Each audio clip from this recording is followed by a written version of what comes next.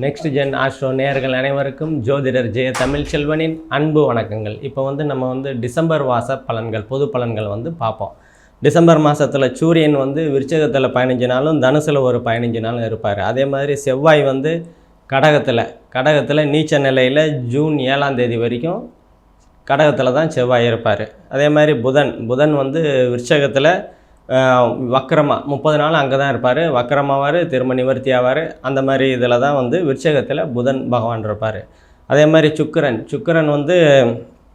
2ஆம் தேதி டிசம்பர் 2ஆம் தேதி மகரத்துக்கு போவார். சுக்கிரன் டிசம்பர் 2ஆம் தேதி மகரத்துக்கு போவார்.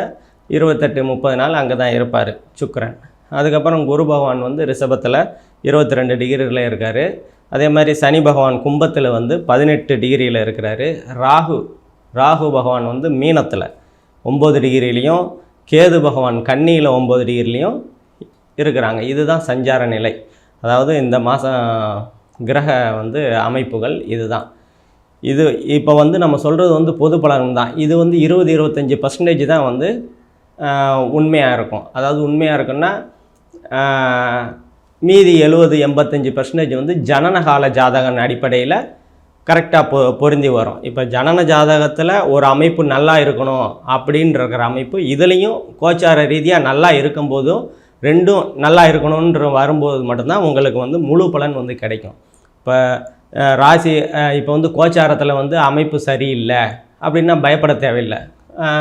ஜனன ஜாதகத்தில் அமைப்பு சரியில்லாத பட்சத்தில் தான் இதுலேயும் சரியில்லை அதுலேயும் சரியில்லைன்ற போது மட்டும்தான் உங்களுக்கு பாதிப்பை ஏற்படுத்தும்.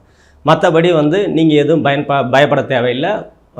ஜனனகால ஜாதகம் தான் 80% முதல் 90% ஜனன ஜாதகம் தான் பேசும். இப்போ நம்மக்கிட்ட உண்மைத்தன்மைகள் இருக்கிறதுனால எல்லாருமே நம்மக்கிட்ட வரீங்க. நான் ஒரு நாளைக்கு 10 பேருக்கு மட்டும்தான் பலன் சொல்கிறதுக்கு என்னால் முடியுது. அதனால் தவறாக நினச்சிக்காதீங்க. கடந்த காலத்தில், அதாவது நம்மக்கிட்ட வந்தோம்னா கடந்த காலத்தை பற்றி கரெக்டாக சொல்லிவிட்டு இப்போ நிகழ்காலம் என்ன நடந்துக்கிட்டு இருக்குது அதையும் சொல்லிவிட்டு நாளைய நிகழ்காலம் எப்படி இருக்க போகுதுன்னு துல்லியமாக சொல்லிடுவோம். சரியா? இது நீங்கள் ஜனனகால அடிப்படையில் தான் அது கரெக்டாக இருக்கும். நீங்கள் கான்டாக்ட் பண்ணால் நம்ம நம்பரை கான்டாக்ட் பண்ணுங்க. கன்னிராசி நேயர்கள் அனைவருக்கும் ஜோதிடர் ஜெய தமிழ்ச்செல்வனின் அன்பு வணக்கங்கள். உங்கள் ராசிநாதன் புதன் பகவான். இப்போ கன்னிராசினானே புதன் ராசிநாதனாகினா புத்திகாரங்கள், அதாவது புத்திசாலியாக இருப்பீங்க, வித்யாகாரகன், நல்லா படிக்கக்கூடிய தன்மைகள்லாம் இருக்கும். புதன் நல்லா இருந்ததுன்னா கண்டிப்பாக நல்லா படிக்கக்கூடிய தன்மைகள்லாம் இருக்கும். இப்போ புதன் 3ஆம் இடத்துல, இப்போ கோச்சாரத்தில் 3ஆம் இடத்துல இருக்கிறதுனால, குருவோட பார்வை இருக்கிறதுனால உங்களோட அந்தஸ்து, கௌரவம், மதிப்பு, மரியாதை எல்லாமே நல்லா இருக்கக்கூடிய தன்மைகள் உங்களுக்கு உண்டு. அதே மாதிரி 2ஆம் இடம் செவ்வாயோட பார்வை இருக்கிறதுனால கொஞ்சம் தன வரவு கொஞ்சம் கம்மியாக இருக்கும். யாருக்காவது வாக்கு கொடுக்கணுன்னா வாக்கு கொடுக்காதீங்க. ஏன்னா கொடுத்த வாக்கை காப்பாற்றக்கூடிய சூழல்கள்லாம் இந்த காலகட்டத்தில் உங்களுக்கு சரியாக இல்லை. குடும்பத்தில் சிறு பிரச்சனைகள் இருக்கும். அது சரியாகக்கூடிய தன்மைகள் உண்டு. 3ஆம் இடத்துல புதன் பகவான் உங்கள் ராசிநாதன் 3ஆம் இடத்துல இருக்கிறதுனால கலைத்துறை, இசைத்துறை, எதில் முயற்சி ஸ்தானம் சொல்லுவோம். 3ஆம் இடத்தை தைரிய வீரிய ஸ்தானம் சொல்லுவோம். எடுத்துக்கொண்ட முயற்சிகள் எல்லாமே நல்லா, அதாவது பழிக்கக்கூடிய அற்புதமான காலகட்டங்களாக தான் இருக்கும். ஏன்னா புதன் சூரியனோட தான் சேர்ந்துருக்கிறாரு. குரு பார்வை வாங்கியிருக்கிறதுனால உங்களுக்கு நல்லாவே இருக்கும். இருந்தாலும் சனி பார்வை இருக்கிறதுனால கொஞ்சம் முயற்சிகள் தடைபட்டு பழிக்கக்கூடிய வாய்ப்புகள் உங்களுக்கு நல்லாவே இருக்குது. அதே மாதிரி 4ஆம் இடத்துல இயல்பாக இருக்கிறதுனால சூரியன் இன்னொரு 15 நாள் கழித்து தான் அவங்க 4ஆம் இடத்துக்கு போவாங்க. அது வரைக்கும் உங்களுக்கு நல்லாவே இருக்கும். போனதுக்கு பிற்பாடு 4ஆம் இடம்னா தாய் வீடு வாகனம்னு சொல்லுவோம். தாய் உடல்நிலையில் கொஞ்சம் கவனம் செலுத்துறது நல்லது. அதே மாதிரி வீடு வாகனம்லாம் உங்களுக்கு இந்த காலகட்டத்தில் கண்டிப்பாக முயற்சி பண்ணால் கண்டிப்பாக கிடைக்கக்கூடிய வாய்ப்புகள் உண்டு. ஏற்கனவே முயற்சி பண்ணியிருந்தீங்க, அது தள்ளி போயிட்டு இருந்ததுன்னா இந்த காலகட்டத்தில் கண்டிப்பாக கிடைக்கும். அதே மாதிரி 5ஆம் இடத்துல சுக்கிரன் இருக்கிறதுனால உங்கள் குழந்தைகளால் அனுகூலங்கள், ஆதாயங்கள் நல்லாவே இருக்கும். இப்போ பெரியவங்க நம்ம பையன் நம்மளை பார்க்க மாட்டேங்கிறாரு அப்படின்ற மாதிரி அமைப்புகள்லாம் இருந்ததுன்னா இந்த மாதகத்திலேருந்து அது சரியாகக்கூடிய தன்மைகள் உங்களுக்கு நல்லாவே இருக்குது.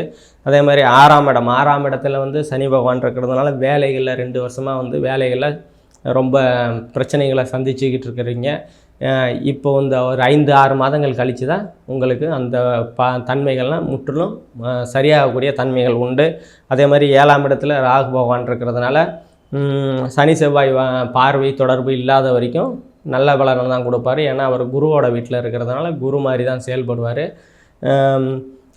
கணவன் மனைவிக்கிடையே ஒற்றுமைகள்லாம் வந்து நல்லாவே இருக்கும். நண்பர்கள் மூலிமா இணக்கமான சூழல்கள் இருக்கும். கூட்டு தொழில் போட்டு பண்ணிக்கிட்டு இருக்கிறவங்களுக்கெல்லாம் ஒரு வளர்ச்சியை வந்து அடைவீங்க.